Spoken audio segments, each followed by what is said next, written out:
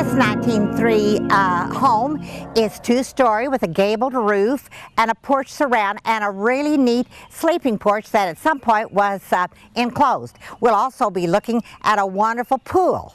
The Ross family have built a lovely pool, goldfish pool, and notice the water is coming out of an old pitcher pump. The sound of trickling water is very soothing.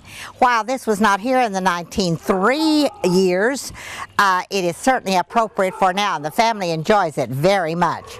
I'm standing on the surround porch now. Note the Victorian type spindles under the rail.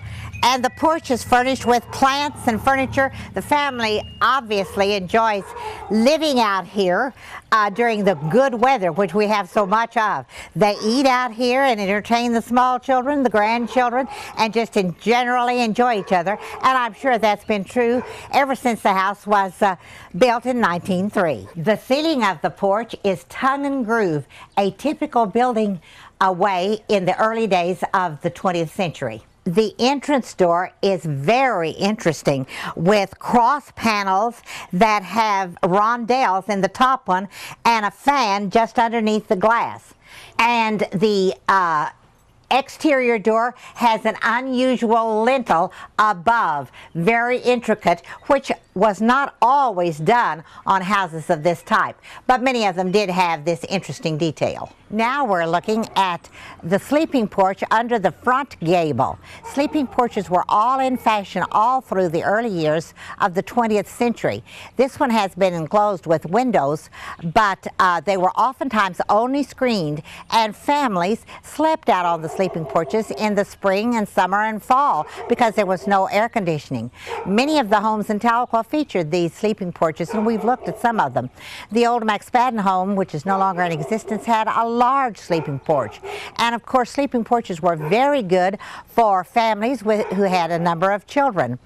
And even in the early winter, families would sometimes canvas over the screen and the children would sleep out until it became too cold. So sleeping porches were the thing of the early 20th century, an important part of early architecture. And we do have a good vision of the front gable. We're now looking at the bird bath at the front corner of the house. It's built with a base of native stone, and the surround quite possibly could have been a well curb in an early day. Many homes had wells right in the yard because the water system did not come into Tahlequah permanently until the second decade of the 20th century. So it was necessary for families to have well water and to keep their wells clean, and that way they could be assured of water for cooking and bathing.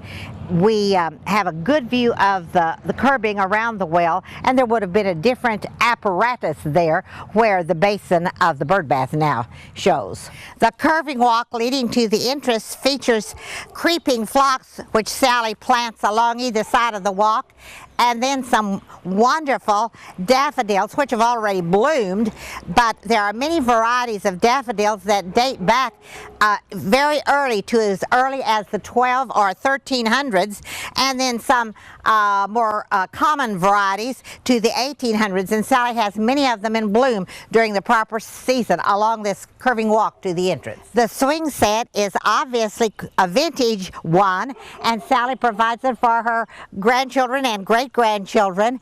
It was a swing set that would have been used right after World War II and on in up until the 1970s, with the typical seat for the swinging and this kind of a swaying thing for a duet to ride on, typical of how families wanted to provide for their children after the horrors of World War II. We're looking at the bay window on the original portion of the house, and just above the bay window is a nice little roof overhang with carved posts to accent the beauty of the bay window. We're now approaching an old-fashioned wheelbarrow, which is here in the yard next to a later addition to the house, and shows the bay window of the original portion of the house. Wheelbarrows were good merchandise and still are if you're going to do yard work, and this one certainly is a vintage one for leaf raking, for planting, for even putting flowers in the summertime as a showpiece, and I love it. Now we must cut to a commercial.